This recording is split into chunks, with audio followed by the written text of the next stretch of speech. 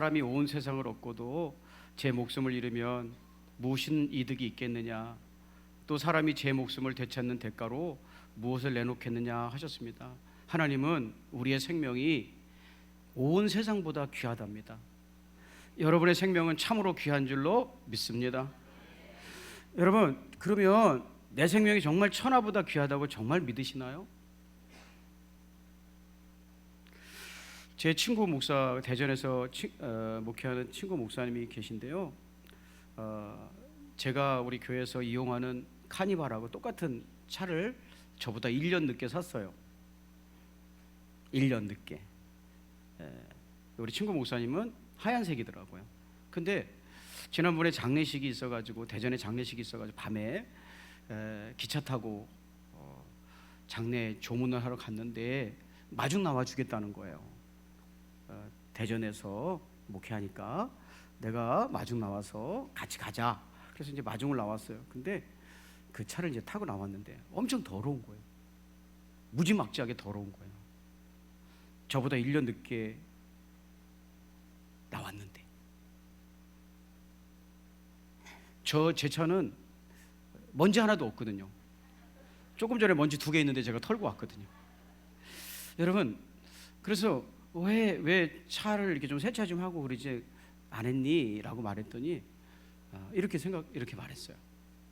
차는 교통수단이야. 그러니까 움직이기만 하면 돼. 그럼 세차는 비가 올 때 하면 되지. 비가 오면 해주면 된대요. 그래서 차가 볼 수가 없어요. 그래서 제 차는 이제 2년째 돼가고 있는데 새 차처럼 보인다면 그 우리 친구 목사님 차는 한 27년 정도 된 차고 한 번도 채지 않아요. 여러분, 누가 차를 더 귀중히 여기는 사람일까요? 여러분 대답하셔야 돼요. 누가 더 차를 귀중히 여기는 사람일까요? 크게 1번, 저는 1번이고 그 친구는 2번이에요. 1번이에요, 2번이에요? 예. 왜 제가 더 귀하게 여기는 거죠? 자꾸 돌보는 거죠. 여러분이 천하보다 귀하다면 여러분의 삶을 잠깐 돌아봐야 되지 않을까요? 닦고. 바울이라는 사람은요, 내 삶이 천하보다 정말 귀중하다는 걸 깨달았어요. 그러니까 깨닫고 나니까 3가지를 하게 되었어요. 3가지. 첫째는 뭐냐면요, 죄를 미워하게 됐어요. 여러분, 제가 순풍산부인과 사진 좀 보여드릴게요. 여러분, 이거 유사일의 최고의 시트콤이잖아요. 이게 순풍산부인과의 한 장면인데요. 저기 저 까만 옷 입은 사람이 박영규라는 사람인데, 주인공 이름인데 주인공 중에 한 명이에요. 지금 뭔가를 쳐다보는데 뭘 보고 있죠? 저 사람 뭐 보고 있죠? 네. 저 2사람은 관심도 없이 뭔가를 지금 먹고 있는데, 저 사람은 같이 대화를 하면서 힐끗힐끗 뒤를 돌아서 무슨 뭘 보고 있는데, 그게 뭐냐면 분청사기예요. 분청사기. 굉장히 비싼 분청사기인데 뚜껑까지 다 있어서 상당히 가격이 나가는데, 저 뒤에서 밥 먹고 있는, 옆에서 밥 먹고 있는 2사람은 그게 분청사기인지 모르고 잿더리를 쓰고 있는 거야. 지금 그 장면이에요. 그래서 이 친구가, 저 까만 옷 입은 박영규라는 분이, 저거를 얘네들이 모르니까, 이게 얼마나 귀중한 건지 모르니까 내가 잿더리를 사주고 이걸 내가 가진다고 해야 되겠다 하고 해서 이제 술을 꾸미는 거예요. 그러니까 계속해서 저기 분청사기에만 관심이 가는 거예요.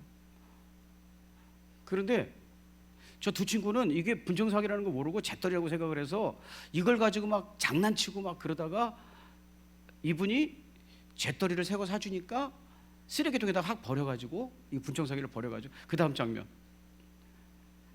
분청사기가 깨졌어요. 저 왼쪽의 장면은 어떻게 하면 그 분청사기를 뺏을 수 있을까를 고민하는 장면이에요. 여러분의 삶은 정말 귀중하다고 생각하나요? 그런데 그렇게 함부로 다루시나요? 바울은요, 내 삶이 참 소중한 거구나, 하찮게 여길 게 아니구나를 깨닫고 났더니 내 삶이 하나님이 만든 그런 존귀함으로 살지 않는다는 걸 발견했어요. 여러분 막 우울증에 걸려 있고 또는 상처받고 때로는 전쟁하고 막 이러면서 우리의 삶이 막 함부로 취급을 당하는 삶을 살고 있다는 것을 발견하게 됐어요. 바울이 하나님께서는 나를 소중한 존재로 만드셨다고 하는데 나는 왜 이렇게 비참하게 살고 있지? 이게 존귀한 거야? 이게 이렇게 사는 게 존귀한 거야? 맨날 힘들고 스트레스 받고, 저 같은 경우는 맨날 아멘 좀 합시다 그래도 안 하고 이렇게 있고, 그죠? 그런 거 보면 좀 스트레스 받고 막 이렇게. 어떤 사람은 전쟁터에 나가서 막 우리 지난주에 러시아 선교사님이 오셔서 말씀해 주셨잖아요. 러시아 사람들 이번 전쟁을 통해서 100만 명이 죽거나 다쳤다고 막 죽어가는 거예요. 이게 천하보다 귀한 영혼이야 이게? 이렇게 막 죽고 사람들이 막 함부로 얘기해가지고 막 그 말 듣고 오면 상처받고 이런 게 정말 나는 소중한 인간이야? 이것 때문에 너무 힘들었는데 깨닫게 된 것이 있었어요. 그것은 내 인생을 그렇게 망가뜨리고 있는 원흉이 있는데 그것이 죄라는 것을 발견했다는 거예요. 내가 천하보다 귀한 영혼인데 이렇게 싸구려 취급을 받고 함부로 여김을 받고 쓰레기통에 던져지는 것 같이 막 함부로 여김을 받는 이유가 내 삶 속에 죄가 있기 때문이구나 라는 걸 깨달았어요. 그래서 죄를 미워하기 시작했어요. 전혀 행복하지 않고 전혀 기쁘지 않고 사는 이유가 죄 때문이라는 거예요. 로마서 7장 17절 같이 읽어보겠습니다. 시작. 이제는 그것을 행하는 자가 내가 아니요 내 속에 거하는 죄니라. 내가 이렇게 비참하게 살고 있는 거는 천하보다 귀하다고 말씀하신 내가 이렇게 이렇게 하찮게, 작게는 스트레스고 크게는 막 전쟁 같은 데 나가서 함부로 죽임을 당하고 이렇게 살아가는 이유가 죄 때문이라는 걸 알게 되었어요. 그 죄가 어떻게 하는가, 내 삶을 어떻게 하는가, 그게 7장 15절이에요. 내가 행하는 것을 내가 알지 못하나니 곧 내가 원하는 것은 행하지 아니하고 도리어 미워하는 것을 행함이라. 왜 나는 이렇게 삶을 살까? 이렇게 고민했다는 거예요, 바울이. 나는 이렇게 하면 안 되는데, 이런 짓 하면 안 되는데, 욕심 부리면 안 되는데, 이렇게 살면 안 되는데 하는데 자꾸 그런 행동을 하는 거예요. 그래서 알고 보니까 아까 말씀드렸던 7장 17절, 내 안에 거하는 죄가 나를 그렇게 이상한 사람으로 만들었던 거예요.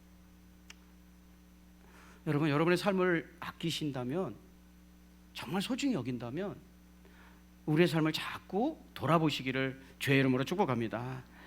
그래서 바울이 뭐라고 탄식하냐면요, 로마서 7장 24절, 오라 나는 공고한 사람이라다. 이 사망의 몸에서 누가 나를 건져내랴. 그렇게 탄식했어요. 난 어떻게 하면 좋으냐? 여러분, 지금 말씀드린 대로요, 죄는요 숨는 성질이 있어요. 여러분, 죄 지은 사람은 다 숨잖아요. 실제로 무슨 범죄를 저질렀든지 죄를 지으면 자꾸 숨는단 말이에요. 여러분의 죄도 여러분의 인격 속에서 숨어 있어요. 그러면서 뭘로 변장을 하고 있냐면요, 성품이라고. 나는 성품이 그래, 나는 원래 그렇게 생겨 먹었어, 이렇게 변장하고 있기도 하고요. 어떤 사람은 누구누구 때문에 이러면서 내가 내 죄에서 막 그 불행을 만들어내고 있는데 그걸 알지 못하고 누구 때문에 그렇게 탓하고 있으면서 있어요. 죄는 정작 그 죄, 우리의 원수인 죄는 숨어 있고요. 그래서 잘 살펴야 돼요. 잠언서 14장 9절의 말씀 보면요, 미련한 자는 죄를 심상히 여긴대요. 잠언서 14장 9절, 미련한 자는 죄를 심상히 여겨도 정직한 자 중에는 은혜가 있느니라. 심상히 여긴다는 말은 우습게 여긴다 이런 뜻이에요. 그러니까 죄가 안 보이니까. 제가 지금 여러분에게 우리 죄가 우리를 그렇게 힘들게 하고 우리 인생을 나락으로 떨어뜨린대요 이렇게 하니까 진짜 죄일까? 아닐걸? 이런 게 심상히 여기는 거래요. 우습게 여긴대요. 그렇게 생각하는 사람을 성경은 미련한 사람이라고 부르고 있어요. 어리석은 사람. 죄는 그렇게 쉽게 다룰 게 아니라는 뜻이죠. 죄는 그렇게 하찮게 여기서는 안 될 거라는 거죠. 여러분이 돈이 없는 것보다 죄가 있는 게 더 무섭다는 뜻이에요. 여러분이 시험에 떨어진 것보다 여러분의 삶에 죄가 있는 것이 더 사실은 두려운 문제라는 거. 그런데 미련한 사람만이 죄를 우습게 여긴대요. 여러분, 미련한 사람은 어떤 사람일까요? 미련한 사람은 어떤 사람이길래 죄를 이렇게 하찮게 여길까요? 잠언서 18장 2절, 미련한 사람은 명철을 좋아하지 않으며 오직 자기 의견만을 내세운다. 사람이 배우고 깨닫고 그래야 되는데 미련한 사람의 특징은 자기 의견만 내세운다. 잠언서 28장 26절에도요 똑같은 말씀이 있더라고요. 자기의 생각만을 신뢰하는 사람은 미련한 사람입니다. 여러분, 우리 인생을 죄가 덧칠해 놨거든요. 그러니까 내 생각이 죄에 의해서 오염되어 있는데 그 생각만 자꾸 옳다고 주장하면 그게 미련한 사람이라는 거예요. 바울은요 두 번째 뭘 깨달았냐면요, 그래서 죄가 미운 거예요. 내 인생을 갉아먹고 조종하는 것이 죄였구나를 알고 내가 원하지 않는 일들을 시키는 것이 죄라는 걸 알고 죄를 미워하기 시작했어요. 깨달은 두 번째는 뭐냐면 나와 죄가 구별된다는 것을 알게 되었어요. 죄 때문에 저주받고 악을 행하고 내가 원하지 않는 일들을 하지 않는 일들을 하고 죽어가는 인생을 살고 있지만, 사망의 몸으로 살고 있지만 원래 나는 죄와 일체는 아니라는 것을 하나 아니라는 것을 알게 되었어요. 이게 정말 혁명적인 발견이었어요. 죄가 나를 막 그렇게 갖고 노는데 죄와 나는 별개라는 것을 알게 되었어요. 로마서 7장 21절, 그러므로 내가 한 법을 깨달았노니 곧 선을 행하기 원하는 나에게, 나는 선을 원하는 거예요. 악이 함께 있는 것이로다. 이 악이, 죄라는 악이 나와 함께 있지만 나와 하나는 아니구나, 별개구나, 이걸 깨달았어요.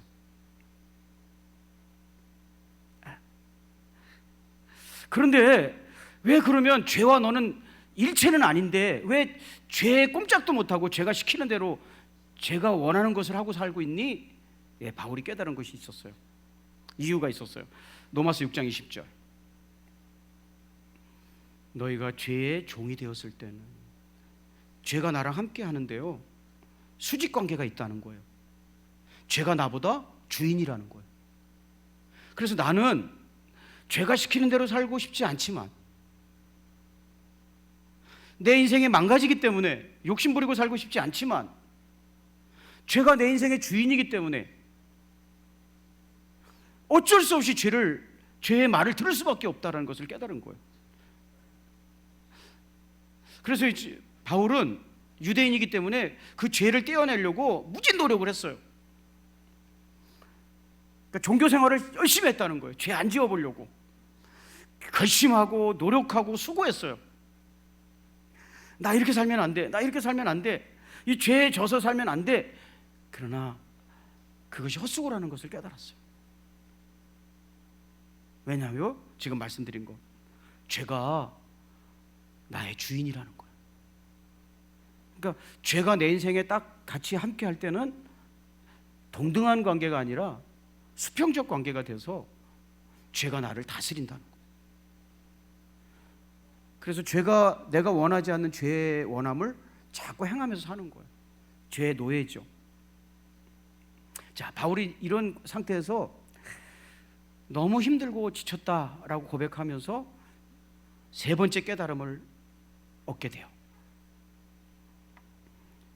죄가 인생을 갉아먹는다는 것을 아주 어렵게 알게 되었는데 이 죄를 내 삶에서 떼어놓을 수 없다는 그런 사실을 깨닫게 되었는데, 무슨 수를 써도, 내가 돈이 많아져도, 내가 많은 사람의 인기를 얻어도 이 죄는 여전히 내 삶에서 떼어지지 않는다는 것을 깨달았어요. 내가 아무리 착하게 살려고 노력해도, 종교적으로 열심을 내어도 떨어지지 않는 것을 알게 되었어요.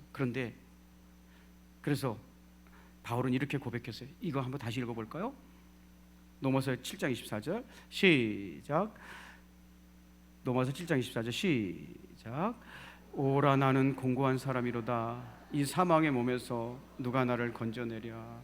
죄와 함께 살아가고 있는 내 인생을 바울은 곤고한 사람이다라고 표현했어요. 곤고하다라는 것은요, 전쟁에서 패한 포로의 상태를 얘기하는 거예요. 텔라이 포로스라고 얘기하는데요, 여러분, 내가 전쟁에서 상대방에게 져서 포로가 됐을 때는 무지무지한 고통과 수치가 따라오는 거예요. 어떤 방법으로도 해결할 수 없는 상태, 그게 곤고함이에요. 곤고한 사람이라는 건, 이 곤고한 형용사를 붙여서 만든 곤고한 사람이라는 건 고통스럽고 수치스럽게 목숨을 이어가는 거예요. 죽지는 않았어요.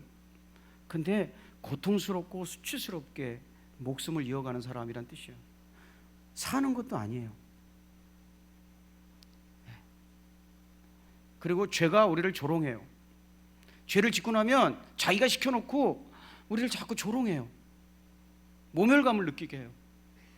그래서 이런 비참한 상태를 바울은 공고한 사람이라고 표현했어요. 이 공고한 사람이 사망의 몸에 매어서 결국은 죽게 되고 있구나라는 것을 바울은 깨달았어요. 여러분, 제가 그림 그려드릴게요. 다시는 일어나지 말아야 될 비극 중에 하나죠. 제2차 대전 사진 좀 볼까요? 2차 대전 때 나치에 의해서 수용소에 갇힌 유대인들의 사진 좀 보여드릴게요. 사람을 이렇게 가둬놨어요. 이 사람들을 죽일 거기 때문에, 죽여버릴 거기 때문에 인권이라든지, 야, 저 사람이 어떻게 옆에 살아서 그렇게 살아? 이런 거 배려가 없었어요. 이렇게 가둬놨어요. 맨 아래층에 가운데 있는 사람 보세요. 얼마나 말랐는지. 어차피 죽을 사람이니까 이렇게 가둬놨어요. 이렇게 살아가는 게 사망의 몸이에요. 이렇게 살아가는 게. 여러분, 이런 일 절대 일어나면 안 되는 거예요. 그죠? 근데 이게 영적으로 우리의 상태라는 거예요. 자, 사진 하나 또 보여줄게요. 여기서 어렵게 구출된 사람이 있는데 이런 상태로 발견됐어. 수용소에서 구출된 유대인이 건강검진을 받는 모습인데 이런 상태로 발견됐어. 이게 뭐라? 공고한 사람이에요. 우리가 이 사진을 여러분에게 보여드린 이유는, 첫째는 이런 일들이 이제 다시는 우리에게서 일어나면 안 되는데, 두 번째는 우리의 영적 상태를 보면 이렇다는 거예요. 여러분이 돈이 많고 옷을 좋은 거 입었다고 해도 여러분의 영적인 상태를 그 사진으로 찍어서 보면 이렇다는 거예요. 이게 바로 공고한 사람이에요. 죽어가고 있는 거예요. 그런데 바울이 깨달은 세 번째가 뭐냐면 7장 25절이에요. 같이 한번 읽어볼까요? 시작. 여러분, 세상에 우리 주 예수 그리스도가 있더라는 거예요. 죄와 나는 일체가 아닌데 도무지 떨어지질 않는 거예요. 나를 노예 삼아가지고 부려먹는 거예요. 그래서 나는 곤고한 사람이 되어 사망의 몸을 지고 가고 있는데, 예수 그리스도께서 그 죄와 우리를 분리시켜 주신다는 거예요. 그걸 깨달은 바울은 우리 주 예수 그리스도로 말미암아, 예수님 때문에 하나님께 감사합니다라고 얘기해요. 우리가 읽은 말씀은 어떤 말씀으로 이어지냐면 로마서 8장 1절과 2절로 이어져요. 이렇게 이어져요. 그러므로 이제 그리스도 예수 안에 있는 자에게는 왜 감사하는지에 대한 설명이에요. 25절 다음에 8장 1절 2절로 이어지는데, 그러므로 이제 그리스도 예수 안에 있는 자에게는 결코 정죄함이 없다. 예수 그리스도의 보혈의 피가 우리를 정죄하지 못하게, 죄의 권세가 미치지 못하게 만든단 말이에요. 이는 왜 정죄하지 못하니? 이는 그리스도 예수 안에 있는 생명의 성령의 법이 죄와 사망의 법에서 너를 해방하였다. 그러니까 말씀을 정리해 보면, 떨어져라 떨어져라 아무리 외쳐도 죄가 주인이기 때문에 우리의 인생을, 천하보다 귀한 우리 인생을 비참하게 만들었던 그 죄의 권세가 우리에게 법으로 작용해서 절대 떨어지지 않더라는 거예요. 그런데 예수 그리스도의 생명의 법이 우리를 다스리는 순간 그 죄가 힘을 잃고 우리를 풀어주더라는 거예요. 그게 해방이에요, 해방. 바울은 이걸 깨달았어요. 그래서 내 영혼이 천하보다 귀하다는 것을 다시 회복했어요. 사랑하는 여러분, 여러분이 명예를 가까이 하고 돈을 가까이 하고 한다고 해가지고 죄가 무서워서 떨어지는 게 아니에요. 오직 예수 그리스도 안에 있는 생명의 성령의 법만이 여러분을 죄의 권세에서 자유롭게 해주신다는 거예요. 그러니까 평생 여러분은 무엇과 가까이 하고 살아야 자꾸 존귀한 자가 되느냐 하면요, 우리를 죄의 권세에서 풀어주신 예수님을 가까이 해야 우리가 죄의 권세를 이기며 산다는 거예요. 아무리 천하보다 귀한 영혼으로 여러분을 만들어 주셨으면 뭐해? 자꾸 죄의 노예가 되어 살아가려고 하는데, 여러분 두 가지를 주의 이름으로 권면하겠습니다. 여러분, 죄와 친구 되지 마시기를 주의 이름으로 축복합니다. 이게 운명론이에요. 운명. 팔자다. 팔자다. 죄가 시키는 대로 그냥 친구 돼가지고 어쩔 수 없지 뭐. 아니라는 거예요. 우리는 그렇게 살도록 만든 사람들이 아니라는 거예요. 천하보다 귀한 영혼이라는 것을 기억하시기를 주의 이름으로 권면합니다. 두 번째, 죄의 권세에서 벗어났기 때문에 천하보다 귀한 영혼은 예수님 안에서만 발현되는 거거든요. 그러니까 자꾸 주님을 가까이 하려고 해야 돼요. 그래야 내 영혼이 귀중해지는 거예요. 돈 때문에 여러분의 영혼이 귀중해지는 게 아니고, 세상에서 주는 명예가 여러분을 귀중하게 만들어주는 게 아니라 예수님 때문에 귀중해지는 거예요. 그러니까 내 죄의 권세를 풀어주신 예수님을 알아가고 닮아가고 그 마음을 본받아가는 그런 마음들로 마지막까지 결단하시고 신년에도 그런 은혜로 함께 살아갈 수 있었으면 좋겠습니다. 여러분 다 같이 일어나셔서요, 우리